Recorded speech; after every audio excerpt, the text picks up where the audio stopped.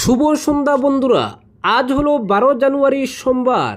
আজকের সন্ধ্যার বিশেষ বিশেষ খবর হলো করিমগঞ্জ জেলা কংগ্রেসের দীর্ঘদিন ধরে জমে থাকা অসন্তোষ, গোষ্ঠীদ্বন্দ্ব ও আস্থাহীনতার আবহে অবশেষে সাংগঠনিক শুদ্ধিকরণের পথে হাঁটল আসাম প্রদেশ কংগ্রেস কমিটি। দলীয় স্বার্থবিরোধী কার্যকলাপ ও বিতর্কিত ভূমিকার অভিযোগে জেলা কংগ্রেসের অবজারভার নাসির খানকে তার দায়িত্ব থেকে অব্যাহতি দেওয়া হয়েছে। এই সিদ্ধান্তকে কেন্দ্র করে করিমগঞ্জ জেলা কংগ্রেসের রাজনৈতিক মহলে তীব্র চাঞ্চল্য সৃষ্টি হয়েছে এবং দলীয় অন্দরমহলে শুরু হয়েছে ব্যাপক আলোচনা ও মিশ্র প্রতিক্রিয়া। দলীয় সূত্রে জানা গেছে, গত 5 জানুয়ারি সন্ধ্যায় নিলামবাজার এলাকায় কংগ্রেস নেতা কর্মীদের মধ্যে সংঘটিত এক গুরুতর সহিংস ঘটনার পর থেকেই নাসির খানের ভূমিকা নিয়ে প্রশ্ন উঠতে শুরু করে। অভিযোগ অনুযায়ী ওই দিন নাসির খান ঘটনাস্থলে উপস্থিত থাকা সত্ত্বেও সহিংসতা প্রতিরোধে কোনো কার্যকর ভূমিকা নেননি, বরং তার উপস্থিতিতেই উত্তর করিমগঞ্জ বিধানসভা কেন্দ্রের কংগ্রেস প্রার্থী হওয়ার দাবিদার তথা আসাম প্রদেশ কংগ্রেসের যুগ্ম সম্পাদক শাহনওয়াজ আহমেদ, অপর দাবিদার আহমেদ সাহিল স্বপন এবং জেলা পরিষদ সদস্য জিল্লুর নূর চৌধুরীর উপর তরোয়াল দিয়ে হামলা চালানো হয়। এই নৃশংস হামলার ঘটনায় কংগ্রেসের অন্দরমহলে প্রবল ক্ষোভ ছড়িয়ে পড়ে দলীয় নেতাদের একাংশের দাবি, নাসির খানের নীরবতা কিংবা নিষ্ক্রিয়তা ছিল কাকতলীয় নয়, বরং পরিকল্পিতভাবেই পরিস্থিতিকে উত্তপ্ত করে দেওয়া হয়েছে। পরবর্তী অনুসন্ধানে উঠে আসে আরও গুরুতর অভিযোগ, এই সহিংস ঘটনার নেপথ্যে নাসির খানের প্রত্যক্ষ বা পরোক্ষ উস্কানি থাকতে পারে।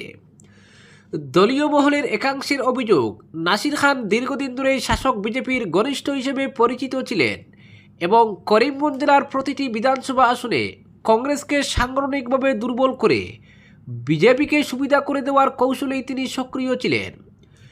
যদিও এই অভিযোগগুলি নিয়ে আনুষ্ঠানিক তদন্ত প্রক্রিয়া এখনও চলমান রয়েছে বলে দলীয় সূত্রে জানানো হয়েছে।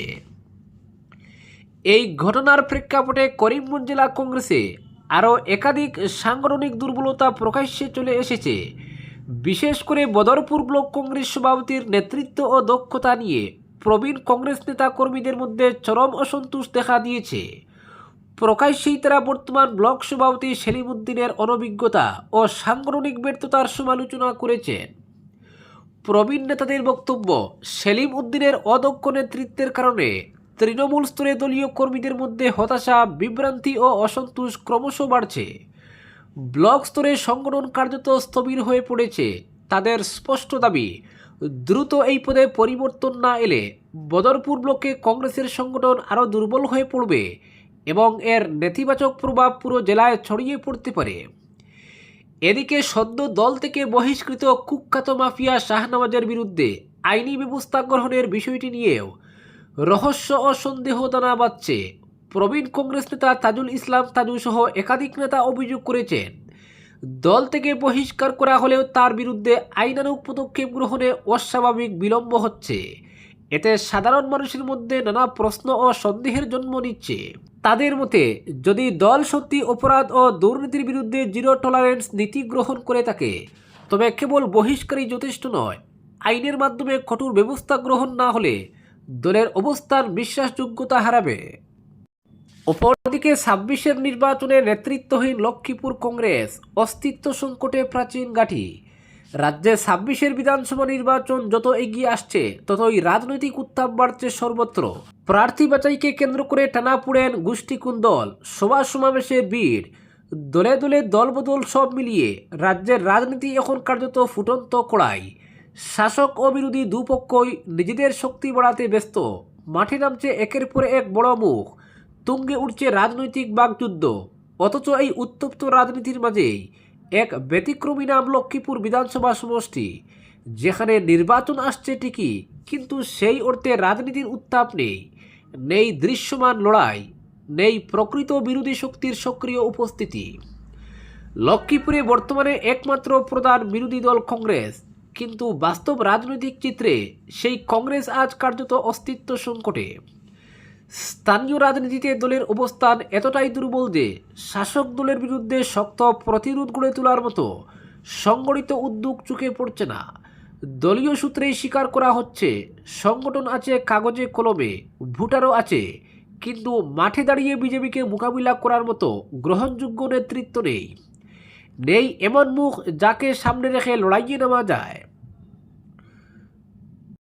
অপরদিকে ভারতমালার আড়ালে ভর্তুকি লুটের শখ, বৈধ পুনর্বাসিত পরিবারকে বঞ্চিত করে দালাল চক্রের নামে জমি বিক্রির অভিযোগে উত্তাল কাটিগড়ার খেলমায় বৈধ বাসিন্দাদের বঞ্চিত করে ভারতমালা প্রকল্পের ভর্তুকি লুটের অভিযোগ, মুখ্যমন্ত্রীর হস্তক্ষেপ দাবি।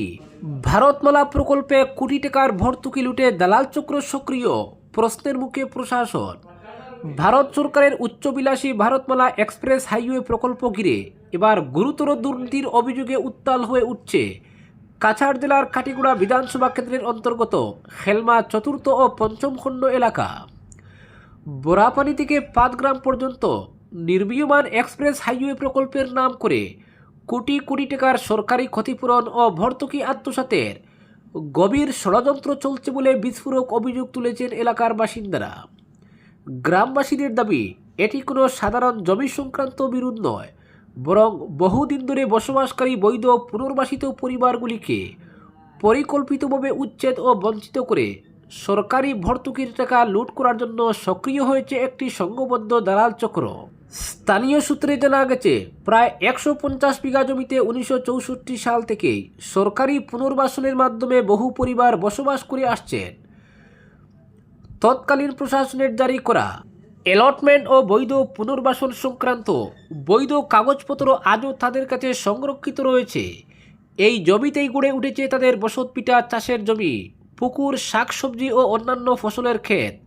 প্রজন্মের পর প্রজন্ম ধরে এই জমির উপর নির্ভর করেই চলে আসছে তাদের জীবন ও জীবিকা। গ্রামের এক প্রবীণ বাসিন্দা বলেন, এই জমি আমাদের কাছে কেবল কাগজের সম্পত্তি নয়, এটাই আমাদের অস্তিত্ব। এখানে আমাদের জন্ম, বড় হওয়া, সন্তানের ভবিষ্যৎ সব কিছু জড়িয়ে। বর্তমানে ভারতমালা প্রকল্পের আওতায় ওই এলাকার উপর দিয়ে এক্সপ্রেস হাইওয়ে নির্মাণের পরিকল্পনা গ্রহণ করা হয়েছে। নিয়ম অনুযায়ী যাদের জমি অধিগ্রহণ করা হবে সেই প্রকৃত বাসিন্দা ও বৈধ অধিকারভোগীদেরই ক্ষতিপূরণ ও ভর্তুকি পাওয়ার কথা। কিন্তু অভিযোগ উঠেছে, প্রকল্প ঘোষণার পর থেকেই অদ্ভুতভাবে সক্রিয় হয়ে উঠেছে একটি প্রভাবশালী দালাল চক্র। গ্রামবাসীদের অভিযোগ অনুযায়ী তাদের অজ্ঞাতসারে কোনোরকম নোটিশ বা সম্মতি ছাড়াই ওই জমি অন্য লোকদের নামে বিক্রি দেখিয়ে কাটিগড়া সাব রেজিস্ট্রার অফিসে জমি রেজিস্ট্রেশনের অনুমতির জন্য আবেদন করা হয়েছে। এর মাধ্যমে প্রকৃত বাসিন্দাদের বাদ দিয়ে ভুয়ো মালিকদের ক্ষতিপূরণের তালিকায় ঢুকানোর চেষ্টা চলছে। একাধিক গ্রামবাসীর অভিযোগ, ক্ষতিপূরণ সংক্রান্ত প্রাথমিক তালিকা তৈরির সময় বৈধ পুনর্বাসিত পরিবারগুলির নাম ইচ্ছাকৃতভাবে বাদ দেওয়া হচ্ছে। পরিবর্তে যারা কখনো এই জমিতে বসবাসই করেননি, দালালদের নাম অন্তর্ভুক্ত করার চেষ্টা চলছে।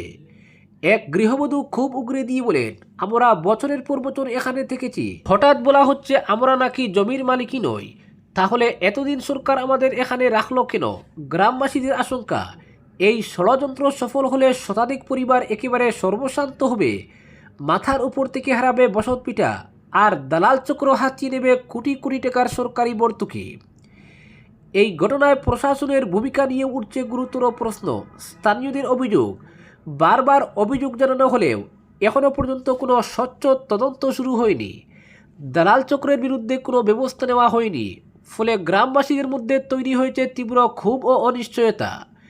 গ্রামবাসীরা জানিয়েছেন, প্রয়োজনে তারা আইনি পথে যাওয়ার পাশাপাশি গণস্বাক্ষর অভিযান, জেলা প্রশাসক ও রাজ্য সরকারের দ্বারস্থ হওয়া এবং বৃহত্তর গণ আন্দোলনের পথেও হাঁটবেন। অপরদিকে বিধানসভা নির্বাচনের জোর প্রস্তুতি শুরু করেছে শ্রীভূমি বিজেপি। এরই মধ্যে আগামীকাল 13 জানুয়ারি জেলা সদরে আসছেন রাজ্যের মুখ্যমন্ত্রী হিমন্ত বিশ্ব শর্মা। তিনি 10,000 করে মহিলা উদ্যমিতার চেক বন্টন করবেন 14,000-এর অধিক মহিলাদের মধ্যে। শ্রীভূমি জেলার উত্তর করিমগঞ্জে হবে এই অনুষ্ঠান। শহরের সরকারি স্কুলের খেলার মাঠে এজন্য চলছে ব্যাপক প্রস্তুতি। মন্ত্রী থেকে শুরু করে জেলা বিজেপির কর্মকর্তারা মাঠে বারবার গিয়ে কাজের অগ্রগতি খতিয়ে দেখেছেন। 15 বছর পর এবার উত্তর করিমগঞ্জে পদ্ম ফুটাতে তৎপর দল। মুখ্যমন্ত্রীর বিশেষ নজর রয়েছে এই কেন্দ্রের প্রতি। ইতিমধ্যে তিনি বলেছেন, এবার এই আসনে বিজেপির জয় নিশ্চিত করতে হবে। এজন্য কার্যকর্তাদের প্রয়োজনীয় নির্দেশনা দেওয়া হয়েছে। এই বিধানসভা কেন্দ্রের উন্নয়নমূলক কাজের দায়িত্ব প্রাক্তন জেলা সভাপতি সুব্রত ভট্টাচার্যের উপর দিয়েছেন মুখ্যমন্ত্রী। 13 জানুয়ারি মুখ্যমন্ত্রীর সভার দিকে তাকিয়ে উত্তর করিমগঞ্জের জনগণ। সবার ধারণা এদিন এই কেন্দ্রে বিজেপির প্রার্থী কে হবেন তার ইঙ্গিত দিতে পারেন মুখ্যমন্ত্রী, কারণ ইতিমধ্যে রাজ্যের বেশ কয়েকটি স্থানে তিনি প্রার্থীর নাম ঘোষণা করেছেন, ফলে মুখী রয়েছেন জনগণ। অপরদিকে গুয়াহাটি হাইকোর্টের নতুন কমপ্লেক্সের বিরোধিতা করছেন আইনজীবীরা। এ নিয়ে আশ্চর্য প্রকাশ করলেন দেশের মুখ্য বিচারপতি সূর্যকান্ত। উত্তর গুয়াহাটিতে নতুন আদালত প্রকল্পের শিলান্যাস করেন তিনি। পরে তিনি হাইকোর্ট বার সংস্থার বিরোধিতা নিয়ে আশ্চর্য প্রকাশ করেন।